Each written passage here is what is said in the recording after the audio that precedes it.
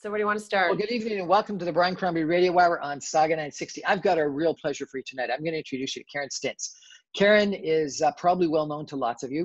However, you may not have caught up with her recently, so I thought it would be great to catch up with her and talk a little bit about politics, her career, where she's come from, where she's going to, etc. Currently, she is the president and CEO of Variety Village, which is the children's charity of Ontario. Previously, she was chairman of the TTC from 2010 to 2014.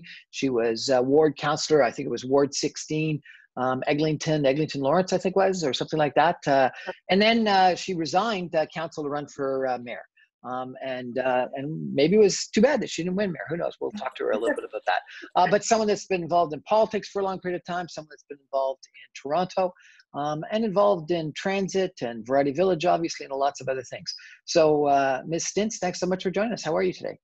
Thank you. It's my pleasure to be on your show, and I appreciate the opportunity to talk about women in politics and my experience.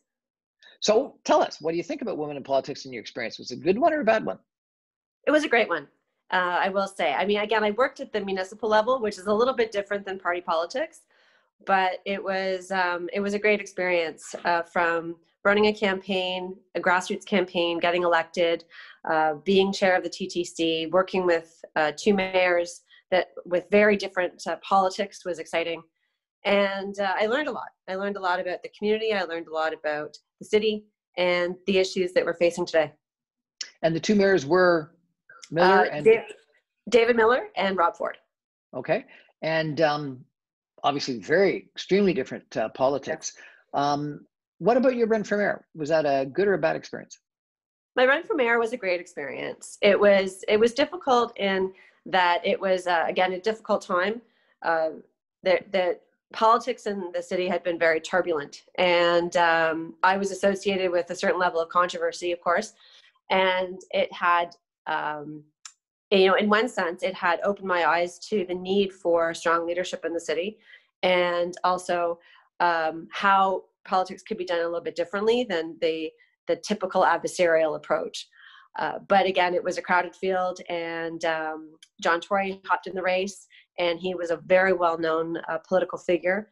So it was hard to get the campaign going, and I had made a vow to myself that once the money ran out, that was going to be the end of the journey, and because I couldn't afford to self-finance a campaign. So we raised quite a bit of money, actually, for given where I stood in the polls, and got quite a bit of support. But when the numbers just came down to it, it wasn't going to go. So I had to make the decision to pull out of the race. And I'd like to say I didn't get to be mayor of the city, but I got to be mayor of the village. And now I work at Variety Village. Fantastic. And how do you think Mayor Tory has been doing? He's great. I think he was the tonic that the city needed after the turbulent times of the Ford years.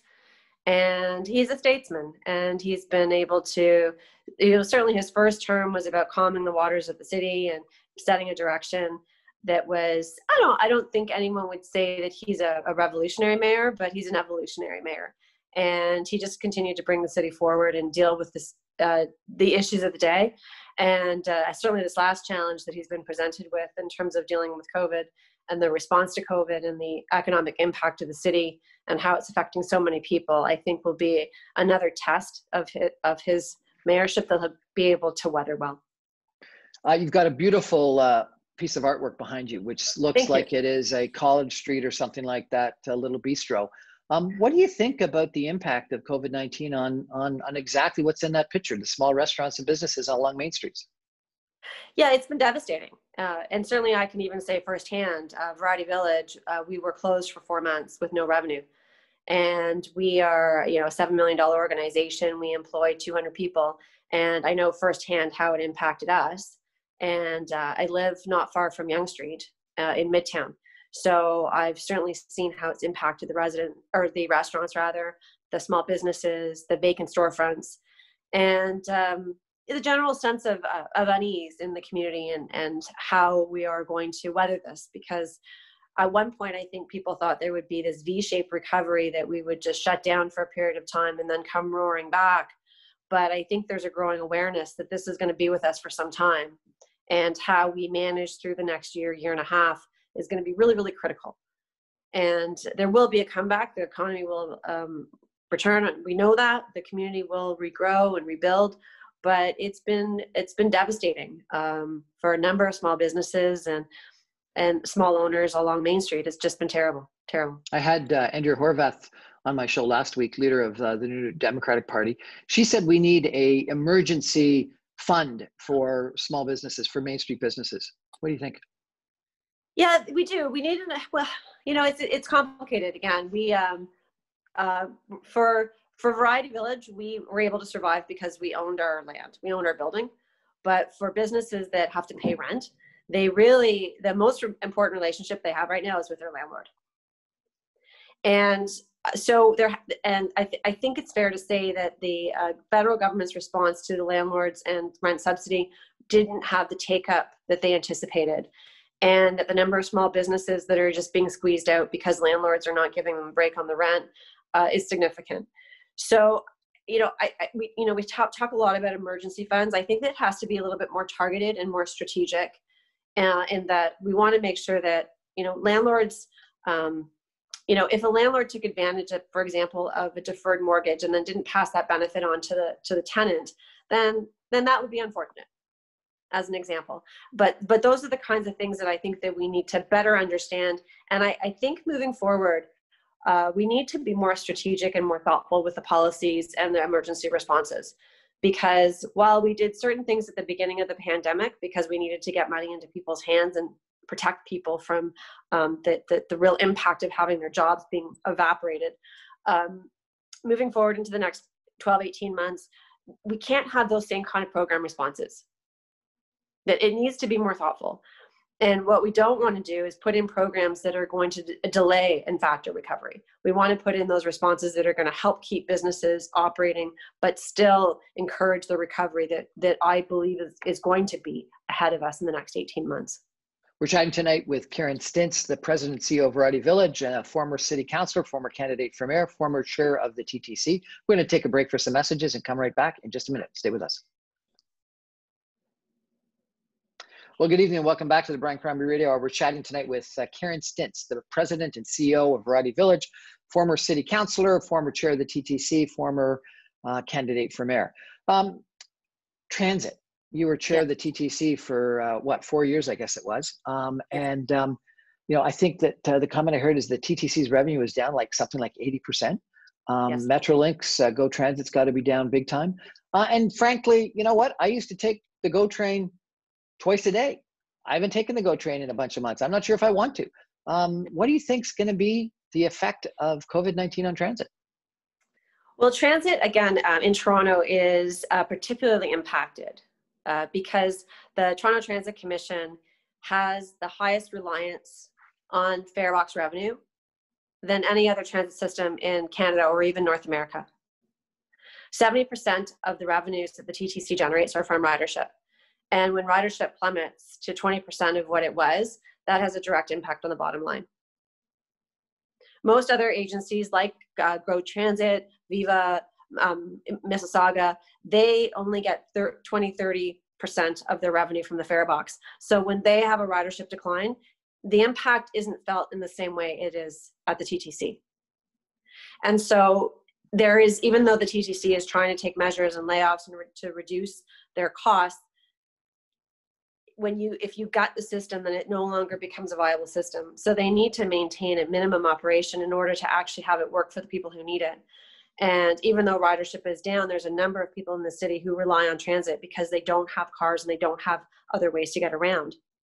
Do you think ridership will come back? I do think it will come back. I think it will come back. There's a lot of things right now that, again, aren't driving ridership. First and foremost being that the office towers have indicated that people can work from home until January. So when we think about CIBC alone, that's 55,000 people that aren't coming into the office every day, into the downtown core. In addition to that, we don't have the Raptors game, the Blue Jays playing, the Maple Leafs aren't going to be playing downtown. We don't have shows, concerts, the kinds of things that would drive transit ridership into the downtown core. The restaurants are just reopening, but I think people are still a little hesitant to be dining. And I got to tell you, I have had to go downtown a few times, and I've been flying on the Gardiner. It's wonderful. Oh, I know, it's fabulous, right? Like, that's the one thing that was a benefit, that there was no traffic in the city for about 4 months, because I drive out to Scarborough and I noticed it immediately. So there's no incentive right now to take transit, and there's no need for a lot of people to take transit. But in the next 6 months, when some of these things start coming back, and then I think we'll see transit ridership increase. What do you think the TTC and Go Transit can do to make people feel safe? I think that they are taking all the right steps. They're talking about the cleaning protocols. They're asking people to wear face coverings on transit. And there's also, New York has launched an interesting campaign that talks about ventilation and how the ventilation within the system is akin to airplanes, where they vent the air on such a regular basis that it continues to maintain high air quality, which is a key impediment to the transferring of the virus. So those kinds of campaigns to raise awareness, I think, are very effective. Again, it's not just a one shot. It has to be a continuous message around safety in the transit system. And I think that it will resonate with people. But again, there's such a high level of fear right now because there's so many unknowns about this virus that people are just deciding to stay home. And, you know, it's an interesting topic that you raised that really hasn't been discussed, you know, at least as far as I've heard in the media at all. Hopefully the smart scientific people are doing it. But the average atmosphere turnover in schools in Ontario supposedly is 3 times an hour. And what they say is to have reasonable safety, you've got to have it at 5 atmosphere changes per hour. And then I hear that airplanes are over 10 changes per hour, which means that, you know, every 6 minutes, the atmosphere has changed. And that's the best thing possible, is get rid of the air that's here and get it outside and bring in brand new air. And that there are some buildings that have 19 to 20 atmosphere changes per hour, which makes logical sense. And we hear over and over again, it's almost impossible to catch this virus outside and very easy in prolonged internal spaces. Yes. So ventilation's got to be one of the things that we're more focused on than we have been in the past, is it not? I think so. But I think, like many things, you know, 4 months ago, we were told not to wear masks. Now we're told we should wear masks. So as we learn more about how to prevent the spread of the virus, then our overall awareness of what we need to do to be smart improves. And so ventilation is now coming as it's being advanced as one of the critical components about how to maintain safe buildings and safe workplaces and safe environments. But even the World Health Organization wasn't accepting that as a key consideration until even just a month ago. So, you know, I think, to your point, we are now becoming more aware of the importance of ventilation, and I think that will help key conversations around bringing people back to work, using transit, flying, and the importance of investing in places like schools. Let me take you back to the picture behind you on the wall. Yes. Do you think the city did the right thing in opening up parking spots for restaurant patios? We've had this plethora of bike paths being created, closing down some streets for more activity. Do you think that was the right decision? I think it was in the time that it was made, because the reality is the space was available. It wasn't being used for other purposes. So, and the restaurants needed it, and there was an increased desire for people to get out and on their bikes. So I think it was the right decision at the right time for the right need. You know, moving forward, it was a pilot temporary project, and I think that was the right approach. And I do think that it really did help the restaurants and cafes being able to have those expanded patios with relaxed rules, help them stay viable at a time when they were really, really struggling. You know, we'll see this time next year, you know, whether or not all of the uses can be accommodated on the street. And, you know, the decisions around the bike lanes, they were made relatively quickly. And we'll have to see how that plays out. But it also was made under the understanding it was a pilot. And so if things can be revisited. And I think the one benefit that we have learned is that the city can make decisions quickly, and they can revisit decisions quickly. And so I think that one was probably okay. I wonder if they were made quickly. I had Jennifer Keesmaat on my show, another former candidate for mayor, and she was commenting that the closure of parking lots for parks was one of the biggest negatives of city council moves, both in Toronto as well as elsewhere. And clearly what they were trying to do was to stop the spread of the virus, and they thought they could do it by closing access to parks. when, her argument was that's the exact wrong thing, that they should have been encouraging people to get out of doors and get to parks and trust people that they would have done it in a socially distant manner. What do you think about the closure of all the parking lots of parks? All the parks, again, it was hard because, people did congregate to parks because they had nowhere else to go. And particularly in Midtown, many people live in condos and apartments. And so the alternative to being in their condo or apartment was to be out on the streets or in the city parks. And, and to your point, being outside, the risk of exposure and catching the virus is significantly reduced. So it's better to encourage people to be outside than to be in a confined space. But again, there was so much we didn't know. We thought we could get COVID from, touching playground equipment. And so in the absence of knowing, I think that we went to an extreme point of risk aversion. And I think the good news is we didn't stay there for too long and that we did start opening things up again. But it was a struggle of just not knowing exactly how to contain this virus that caused us to make decisions that were made in haste. Let's come back to transit. When you were, I guess, chair of the TTC, David Miller's plan about having transit all over the place and LRTs all over the place was sort of the transit plan for the city. And then you came out with your own plan that I can't remember. Was it called Transit City or something like that? That you had your plan? That was David Miller's plan, was Transit City. Okay, yeah. And then what was your plan called? Mine was One Toronto, I think. What was it called again? I have to go back into the memory books. But it was the notion that transit was the key consideration that would link the city together. And it had to be a combination of LRT and streetcar. And then Rob Ford came out with Subway. Yes. And then John Tory came out with Smart Tracks. Yes. And now we've got this Ontario line that no one ever dreamt of before, that all of a sudden is a sort of looks like a GO train, but underground, that goes from the Scarborough Town Centre to Ontario Place. Yeah. Can you explain to me what's going on? Like, we've got every single different politician has a brand new plan and they're all different, and I don't know. Yeah, you know what it is? It's one of those, everyone felt that they needed to run on a transit platform, right? And everyone needed to be somewhat different from everyone else. But, fundamentally, the city doesn't have enough money to build its own transit plan. So, ultimately, the province is going to decide what gets built. And, and I think in hindsight, there was that moment in time where the province could have made the decision, even when Rob Ford was talking about Subway, the province could have made the decision to move ahead anyway, because the reality is the city wasn't paying a nickel towards any transit plan. And, usually he who pays the piper calls the tune, and the province could have done that. They chose not to, because Rob Ford was a populist mayor running on a platform of subways that I suppose the Liberals then became concerned that maybe they weren't building the right transit plan. But it was in that moment of time that the whole notion of transit planning fell apart, and that it wasn't a rational transit plan put forward that was agreed on by a consensus basis funded by the province. It became a different animal where nobody really knew how transit was approved. And then that led to every politician that was running at every level of office offering some new solution. The good news is I think we've now landed on somewhat of a plan, because the federal government and the provincial government are funding it, and the city is contributing to the Scarborough Subway.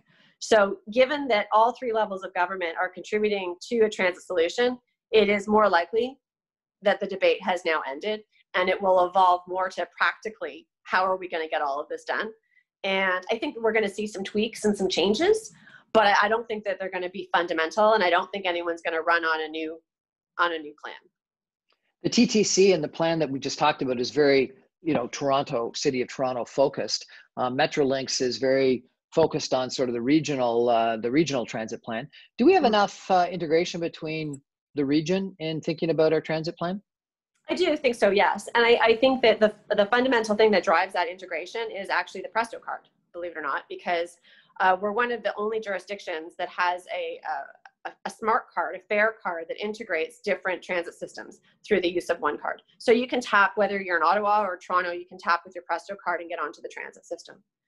And moving forward, I think that will, as we evolve that, it'll help us think about things that are more integrating in nature, such as fare by distance, so that it's not just the Toronto Transit Commission and York Region. It's if you're traveling within York Region and getting on the subway and going to York University, you don't have to pay two fares because you're traveling through two different transit systems, that you're going that certain distance, so you're going to pay only that fare.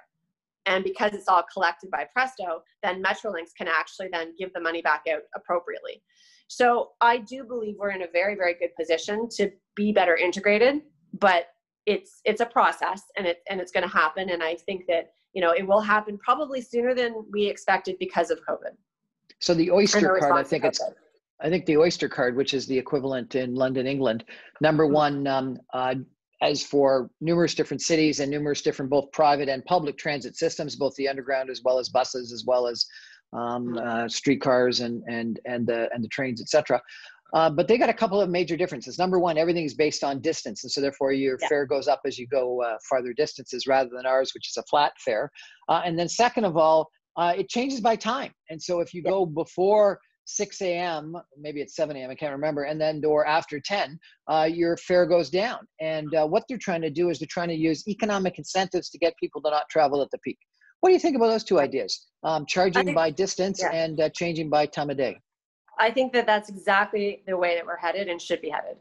And there may have been some resistance to that, because I know the TTC gets very protective about its fare policies and its notion that it should be a flat fare. But I think moving forward, the way that we're going to see the system be better integrated and actually better serve people's needs is to have a fare by distance. And I can see that coming in very short order to the region through Presto. Well, I look forward to that kind of a change. What do you think about getting to the airport? Should we have this Eglinton Crosstown go all the way to the airport? Should we have some other solution that gets to the airport? Yeah, I heard that they're going to extend the LRT west to the airport, and I think that's a good solution. We also see that the uptown, the UP Express, it goes to the airport. It's a bit more expensive. And then, so it's a question of, does that become more of a commuter rail so that it can take more people with it? Or do we leave it as a more direct line and then build something else out to the airport, or have both? And, I think that we're moving towards both, and I think both are right. Pearson is a major employer. It's right now having some significant issues with its business plan, but it will become another major employer again. And you got to get people to work. And the best way to get them to work is through transit, quite frankly. And so being able to have those options for people, I think, is critical. And the airport corporate zone, the area around the airport, is the second largest employment zone in all of Canada. Bigger than Vancouver, or bigger than Montreal downtown. If there was one transit project that you would love to see done that's not currently in the plans, what would it be? Oh, that's a good question. I think it would have to be something along King Street and Queen Street. We did that pilot of blocking King Street for streetcars, and I think we need to be thinking along those ways for Queen as well, because it really is quite effective in moving people, and it wasn't that expensive to implement. It took some discussion about why it was important and why it mattered and how to help those that were impacted. But when we think about a transit project that had a lot of bang for its buck, that was it. We're chatting tonight with Karen Stintz, the president and CEO of Variety Village and the former councillor for the City of Toronto for Ward 16, Eglinton Lawrence, and former candidate for mayor, former chair in the TTC. We're going to take a break for some messages and come back in just a minute. Stay with us. Welcome back. Karen Stintz, President CEO of Variety Village, has decided to join us tonight and chat about politics in general. You might remember her. She was a candidate for mayor. When was it? 2014? 2014, yep. Was a candidate for mayor. She was chairman of the TTC from 2010 to 2014. She's now president CEO of Variety Village. I probably should ask you, how do you like your new job? Oh, I love my new job. It's great. As I say, I get to be mayor of the village, and we've done some really amazing things in the last 5 years towards helping kids with disabilities get off the sidelines and into the game and play new games and be have access to new opportunities. So for me, it was really a great move from politics to Variety Village, and being able to grow that organization. It's been a remarkable experience. Well, I, for one, that followed your career closely, and we met at numerous different events. I got to tell you, you're missed. And so I wish you would consider coming back at some point in time. But we have had a bunch of interesting changes. So let me ask you about some, if I could. So what do you think about a female vice president nominee? Oh, I think it's about time. I think she's a pretty dynamic character, and she brings a lot to the ticket. And it's again, it's just one of those things I find interesting, because nobody talks about a male vice president. Like, nobody talks about a male president, but they always talk excitedly about a female vice president or a female president. The reality is, at some point we've got to get past it and just accept that it's the right person for the right job at the right time. And so I think that that's exciting. So Chrystia Freeland, first Minister of Finance that's female in Canada's history, which is a little bit surprising. It is surprising that it's 2020 and the first female finance minister. I would agree with you there. What do you think of that? Yeah, I think it's overdue, to be honest. And I think that the Conservatives have criticized her that she doesn't have the qualifications, that she's getting the job only because she's female and because she's done an okay job in foreign affairs, according to them. Yeah, I think that she got the job. I don't think she got the job because she's female. I think she got the job because Justin Trudeau trusts her, and she's performed well in other files. And that I don't really think that there's anybody else in his cabinet that could step up to the plate and has the trust that he has in her. And so I think she does have this is going to be her biggest challenge moving forward. I know that she's negotiated trade agreements and that she's been on difficult files in the past, but I think that this will be her most complicated and difficult challenge in her service to Canada. I do, and in her service to the government, because I don't know that she'll be able to continue to agree with Justin Trudeau on all of what he wants, and then that will create a tension that I don't know that we'll be easily able to resolve. Oh, really? What do you think the difference is going to be? Because I think that Trudeau, he does have big plans, and he's acting now like he's leading a majority government, and he's not. And I don't think that he has the buy-in that he thinks he has for the program that he wants to launch. And I think that he does need more people around him that will almost be the pulse of the nation. And I think that he doesn't necessarily have that in her. But if she's going to do the job that she was appointed to do, she's going to need to bring some of that to him. And so it's going to be a very difficult tight rope for her to walk. And so the rumors are that she's a listener and all of that. That's all great, but there's some big decisions. The rumors are that Mark Carney, the former governor of Bank of Canada, the governor of Bank of England, is sort of advising Trudeau behind the scenes. Is that good for Chrystia Freeland or bad for Chrystia Freeland? I think it's good for what it is. I think that she's also, has to take a bigger view and a longer view on it. And Mark Carney, he is very good at what he does. The governor of Bank of Canada, Bank of England, but again, he's people think just because you're good at your job makes you a good politician. And those are different skill sets. So to be good at your job and to be a good politician, to have that combination is actually quite rare. And I think she is a good politician, and we'll find out how good she is at being a finance minister. And I think Mark Carney is very good at giving financial advice, but I think he has a blind spot too, in terms of how that translates into getting buy-in across the country. And it's one thing to give advice on programs to help through a pandemic. It's quite another to lead this ambitious interventionist agenda that it could include a number of things that we're hearing, such as a green agenda, basic income, higher taxes, and a number of things that are really ambitious and bold at a time when people aren't feeling ambitious and bold. They're feeling like they just need to get through this. And so it'll be interesting to see how the government navigates these waters. So we just had a conservative leadership convention this past week. I had the privilege of interviewing 3 of the 4 candidates. The surprise of the weekend, and I think what several people have said is the sort of the winner of the convention, is Dr. Leslie Ann Lewis, who raised almost as much money as the front runners, came in surprisingly strong third, and probably delivered the victory to Aaron O'Toole, the individual who won. But she was incredibly, when I met her, socially conservative, very articulate, very intelligent, had profound beliefs in her policy agenda, but surprisingly, to me at least, socially conservative. What do you think about that?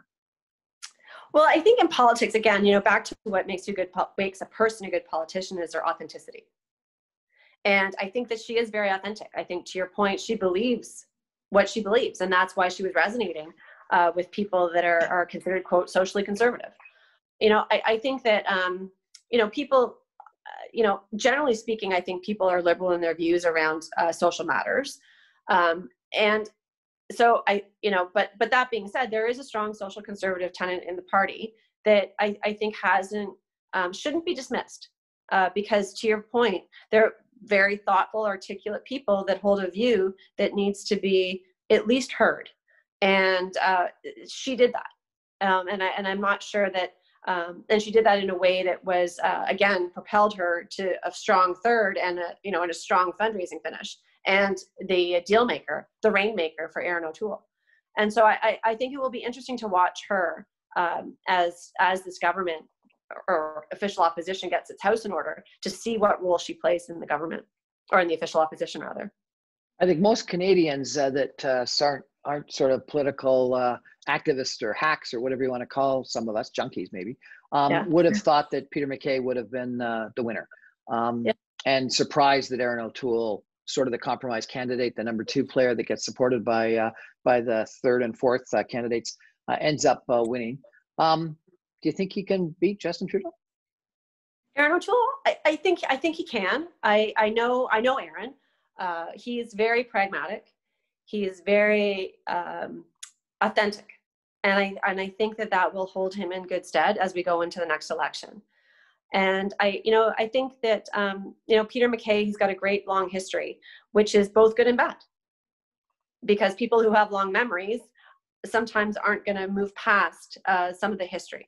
Whereas Aaron O'Toole, he's newer in politics. He had run before for leader, but he ran a good campaign. And I think that everyone saw him as an up-and-comer, even though he didn't win the last leadership election. I think he's viewed in the party as someone who is, he's on the rise. And so it wasn't a surprise to me that he won. And, I think that he will rise to the challenge, and I think he will represent the party well. And I think he'll give Justin Trudeau a good run for his money. And depending on what happens in the next coming months, I think if the election's held in the next 6 months, that it will be a different outcome than if it's held in the next year and a half. Why? Because I don't think the party's ready. I don't think any party's ready for an election. I don't even think the Liberal Party's ready for an election. And I think that people wouldn't reward anyone who called down the minority government. No matter what misgivings people might have around how we was handled or where we're going as a country, I think that the general sense is that now is not the time to be engaged in that type of, to be having an election. So I don't think we'll have one in 6 months. I hope we don't, to be honest. So the Bloc Québécois have said that they were going to have a non-confidence vote because of the WE controversy. So more than likely they'll vote against the speech from the throne. The Conservatives, you got to believe, are going to vote against the speech from the throne or vote non-confidence in the government. So then it's up to the NDP. Do you think the NDP will actually support the Trudeau Liberals? Yes, I do, because I think the Trudeau Liberals will put enough interventionist policies in there that will appeal to the NDP, that they can, that they will support the government, and they'll prop the government up again. And I think that, now's not the time to be having an election. And I think that the Conservatives can't vote for this throne speech, and the Bloc Québécois said that they're going to move this motion. So, but I do believe that the NDP will prop up the government. Were you on Toronto City Council with Doug Ford? I was. What do you think? What do you think about the job he's doing as premier? Yeah, I think he's doing a good job as premier. It was, I think, a difficult 12 months for him at the beginning, but I think he has grown into the role. And I think that generally speaking, people believe he's making the right choices on behalf of the province. I think the school is a bit of a challenge, the school issue and the TDSB and the kids going back to school. But, we'll get through that and we'll weather that. And I think by and large, there's a sense that he has, again, grown into the role and risen to the challenge that we needed him to do. Is there systemic racism in Toronto? Yeah, it's one of those questions. It's always hard to say yes because you want the answer to be no. But if I'm going to be honest, I have to say yes, because I know even when I was on council that I know we had carding as a policy. I know police officers were carding, and I know that there was a general sense that that was the right approach to policing. And I don't believe that it was. And I believe that it was absolute systemic racism at play in that policy. And so that was what I observed. And I know that I only observed a slice of what really exists for people in the city that experience racism in ways that I don't, and I never will.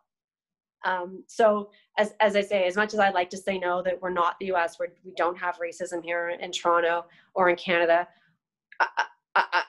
I believe that we do. And that if we open our eyes to it and we see it, we'll see more reasons why we need to take actions that we need to take to make sure that we eradicate that.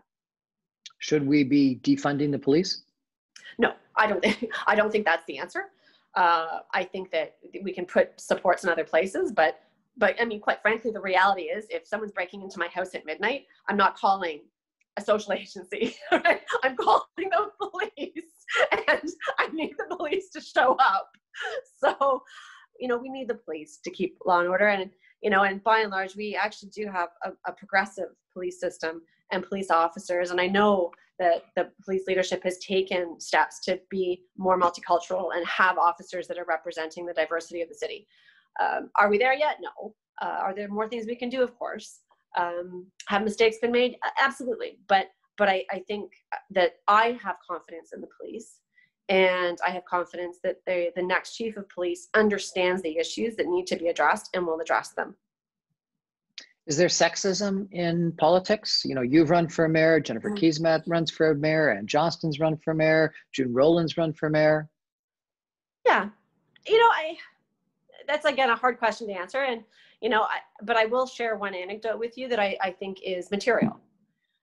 When I was running for mayor, I was running against Rob Ford, and John Tory was in the race as well.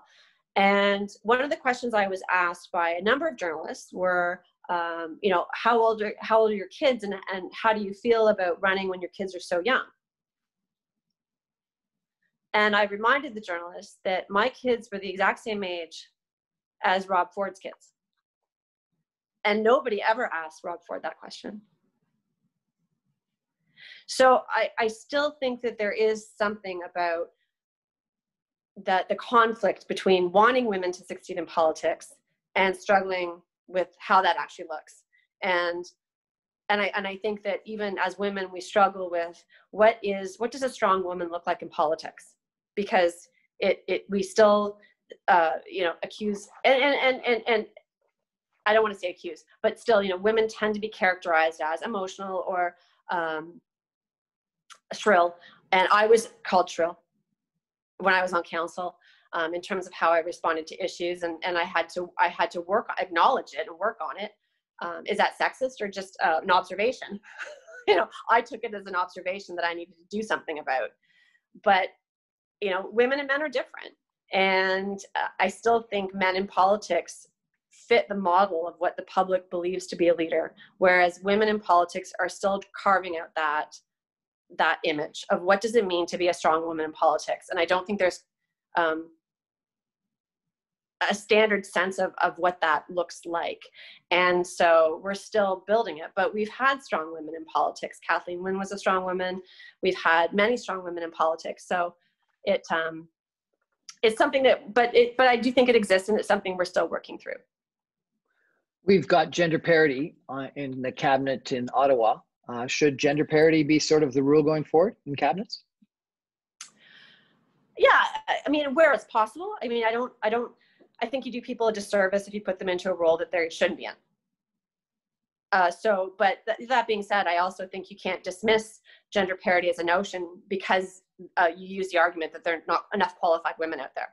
But it's not, it comes down to also, how do you find qualified candidates to run for office so that when you form a government, you have enough qualified people to be able to build that gender parity in your cabinet. And so it's something that is more systemic, I think, than just the notion of gender parity in the cabinet. It's something that you need to actually build into your candidate selection process. We're chatting tonight with Karen Stintz, President and CEO of Variety Village and former chair of the TTC, former candidate for mayor. We're going to take a break and come back with some concluding comments. Stay with us. Welcome back to the Brian Crombie Radio Hour on Saga 960. We're joined tonight by Karen Stintz, who is the former chair of the TTC. Currently, she's president and CEO of Variety Village. She ran for mayor in 2014. Karen, what do you think are going to be the key issues in the city of Toronto in the next election, or in the province of Ontario, or in the federal government? Well, I think some of the key issues we're going to face are, how do we rebuild the local economy? Because the city of Toronto is so dependent on property tax and so dependent on the land transfer tax that when we have, when we have businesses go under and vacant storefronts, it does cause a direct impact to the city's ability to fund the services that we rely on. And, we've gotten through this pandemic by printing money and by the federal government and provincial government, but, that money is going to run out soon, and we're going to need more sustainable ways of funding our future. And it's going to meet some hard choices, to be honest. And we're not at the point yet where people are really being honest about the hard choices that we're going to face, and whether it's going to be increased taxes or a service reduction or a complete rethink about what to expect from your government. And it's going to be at all levels. And those are going to be some difficult conversations at the federal level, at the provincial level, and even at the city. And when and even how we rebuild and what we're going to rebuild and what services we're going to offer. They're going to be hard conversations. So are you suggesting like an austerity agenda? Not